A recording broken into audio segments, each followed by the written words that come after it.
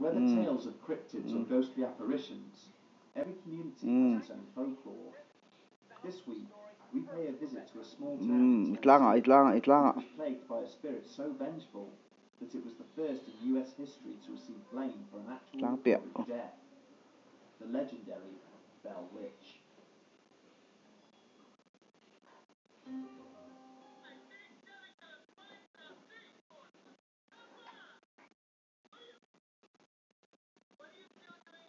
Cool.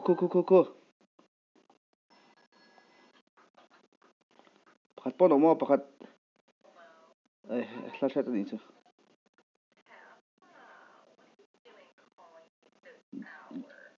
Gili se oh hala. Ngolo scope ka na ilaw. Mang mayro. SKS ka mga first level 3ka dulo.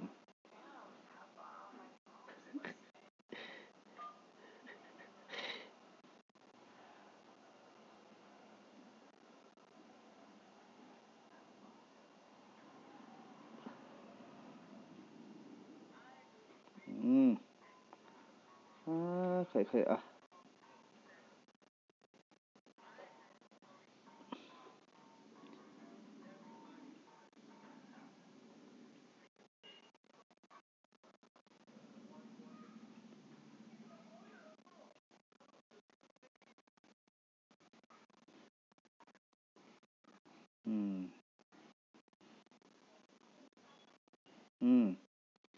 Sniper ka po mo.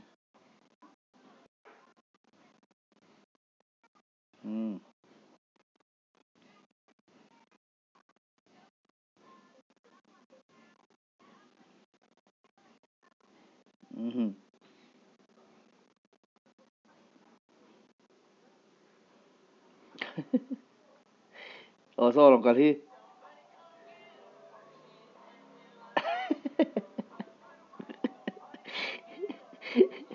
Nice. Ano ang inam lo ko.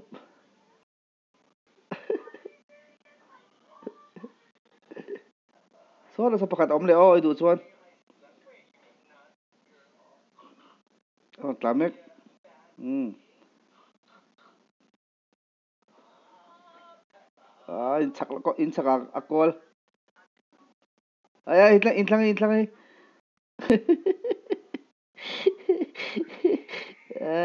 Tiang tu tekop.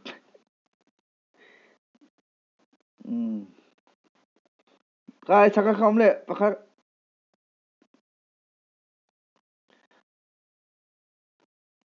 Kap rồi lên. Cái này to.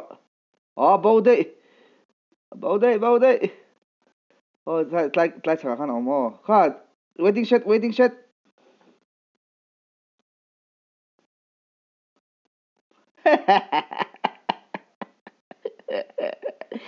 Nói đi. Cái ngày nào ông lầu. Nói cho khóc.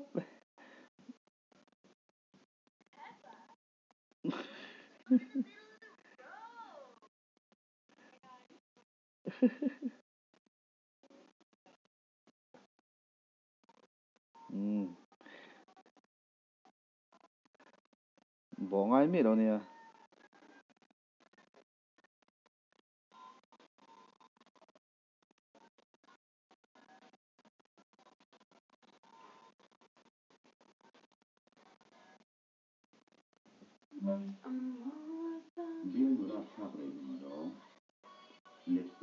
Ra cái làm đó nghe. Sống mi.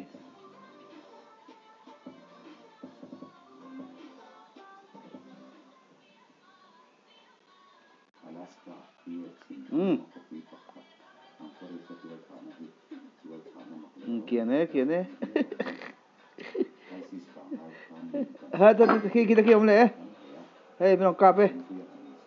Kam nung ayo. Thật rem. Hey, tay om le tay. Hey, bangahi. Bangahi.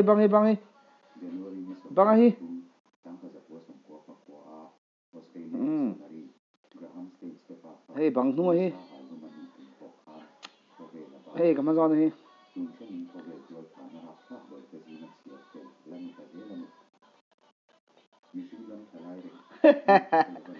Antlo zoi nap zela lo.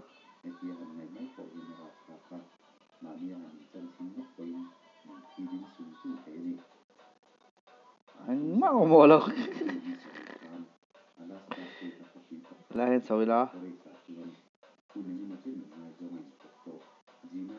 Thật dấu lỗ lột rồi.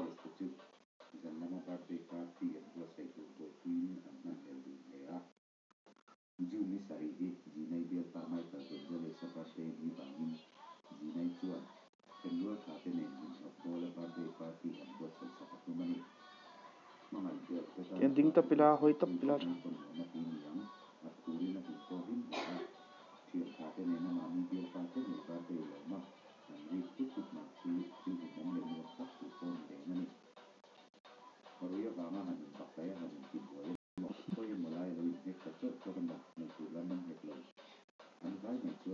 Lon thilo.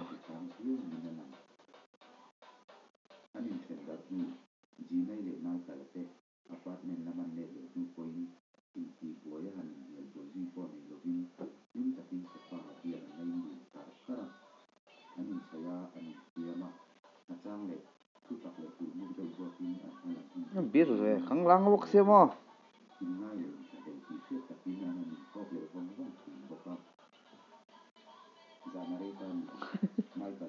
Aron lan la hun lo mấy men.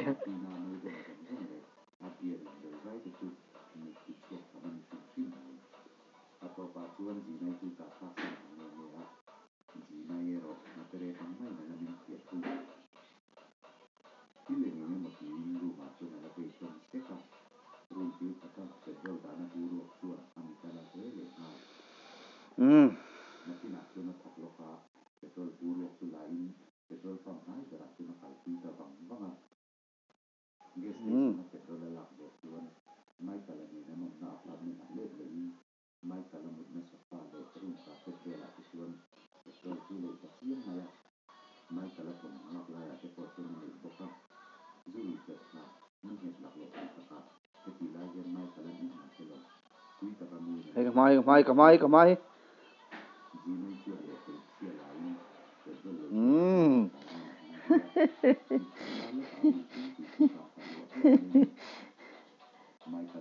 ZO cái này co tao nhiều tụi mình giống xong khó.